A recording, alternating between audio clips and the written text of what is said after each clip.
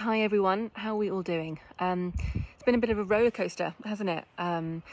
There's a word that I'm finding that keeps coming up for me, and maybe this will resonate with you too, but it kind of feels like we're in a bit of free fall. Like my brain can't quite comprehend all the uncertainty. And this makes total sense because our brain kind of draws from our past experiences and creates imagined futures and makes predictions to help us kind of come to terms with the right now. And I think just because things are changing so much, there's so much new information, we're all obviously so worried in so many different ways that the brain just can't seem to find a way to steady itself. It's really searching for that thing. But yeah, I guess it's a reminder that the thing that we can do to steady ourselves is kind of go within. And there are two things that I've really been drawing on, particularly the past couple of days, which I wanted to share, which I thought might be helpful for you too. It's nothing that you have to do, just kind of thoughts to be having, I guess. So the first is something that I heard Peter Crone say on a podcast. He is also known as the Mind Architect. He's I really enjoy listening to him. So if you want to look him up, I'll put the details in the information part of this video. But he said that stress is the resistance to what is. Which really kind of resonated with me at the time and very much so now, because I feel like a lot of the stress that I'm having, and I'm sure many others, is kind of this battle about accepting the current circumstances we're finding ourselves in.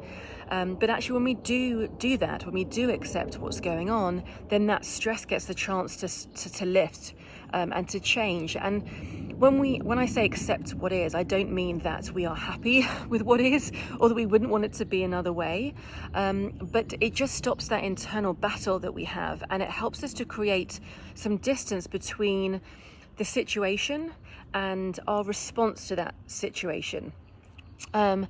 And this brings me to the second thing that I've been thinking about a lot, which is the serenity prayer.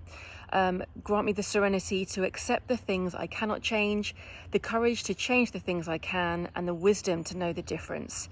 Now, we spend an awful lot of time in life generally just sort of using energy to try and change things that are out of our control, that we can't do anything about.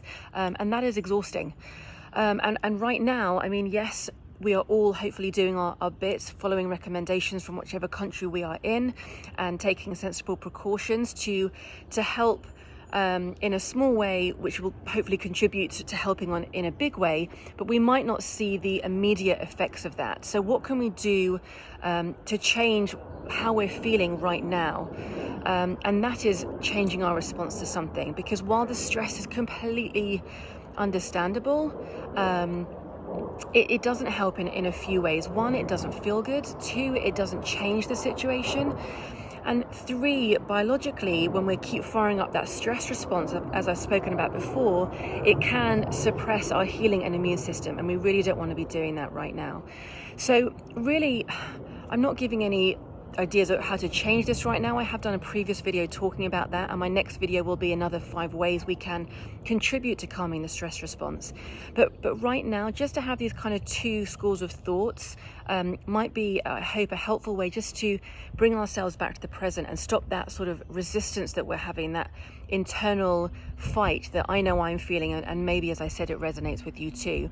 And I have found it has been a way to help steady myself in those moments where I do feel like I'm in a bit of a free fall. So I hope that helps for now. If you have any questions, let me know. Otherwise, I will be doing another video in the next couple of days. Take care, sending lots of love. Bye.